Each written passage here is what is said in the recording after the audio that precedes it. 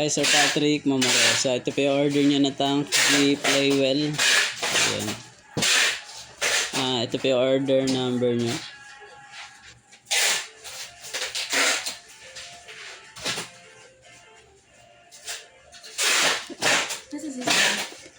Ay, babalikan daw ito.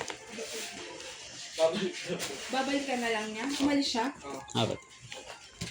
Nasa trabaho yata siya. Babalikan mo pala yan si Carla! Babalikan? Kailan sa babalik? Mamaya din daw ito.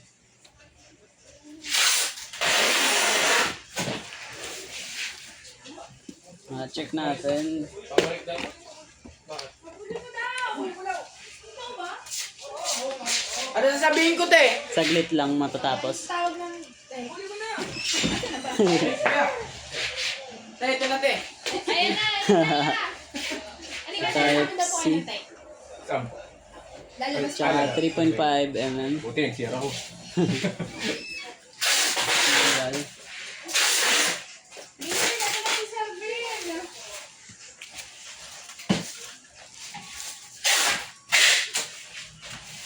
So check natin kung may damage. Ayan po natin. Ano sir? Sir. Ang sir kasi ang gameplay incident Pedal check. na gano'n siya sir. Hindi kayo nagtatanggol sir. Bank. Mga tingin. Bawas. Okay. 1.9 po siya. Tuners. Yung mga plate mo, Preset. lalalim na sir. Live. So yun.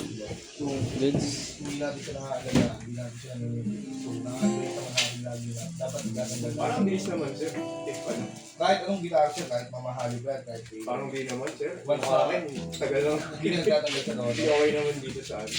Ganun kasi yung humidity, di ba? Ay, yung init lang eh. Siyempre, hindi natin masabi kung gusto yung kapit ng kahoy. Sticker na So, based siya sa quality ng gitara.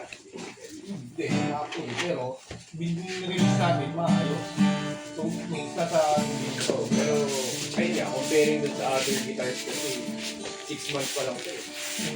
Parang ang advice namin, pag-alaga sa gitara, dapat lagi kayo nagtatanggal sa phone. Yun naman yung ginagawa. Tinatanggal naman lagi ko to. Hindi niya in-advise sa kanya nung kasi Yung hindi lagi sa akin. so, ano mamaya? Ano yung, hindi, kapatid niya na ako sir, ano yung under the warranty? Kasi, Ang mga under the warranty, pumunta kami setup lang. for the warranty. Setup yung warranty natin. So, yung pangyayari sa gitara nyo, so yumuko siya, inatak siya ng inatak ng string. Oh. So, ibig sabihin, kung hindi extension, hindi yung laro ng neck, ang maging problema sa yung kapit. Pero, sir, hindi naman siguro siya pwede mag-area.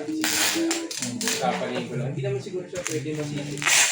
Quality yung pag-ulo ng Hindi siya, ganun talaga. quality. Pero ano lang siya, kung sabi niya, so pag sabi yung gitara mismo, so parang 500 lang. Ang review nyo. Pero, ano kami nakasigurado na kapag ni-review siya, under warranty, 6 matibay. months ulit siya. Do you mean to say na after 6 months, posible ulit na matanggal yun? Hindi na, syempre. Iba pa rin kasi yung review ng factory, sabi natin. Iba yung sa factory, sabi natin kahit wala kang gano, wala kang celestial, wala kang gano. Iba kasi yung sa atin, yung sa atin, hindi kasi, sa atin kasi. Parang mahirap naman ito. Nasisingil din mo sa review. Kasi wala namang quality issue siya eh. Di ba? Kukonsult ko lang ko lang. Oo, baka pwede magpakita sa akin ngayon. Kasi ako,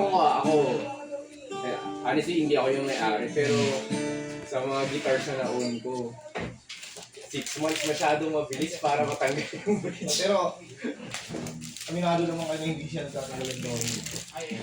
So hanggang dito na lamang po. Thank you po.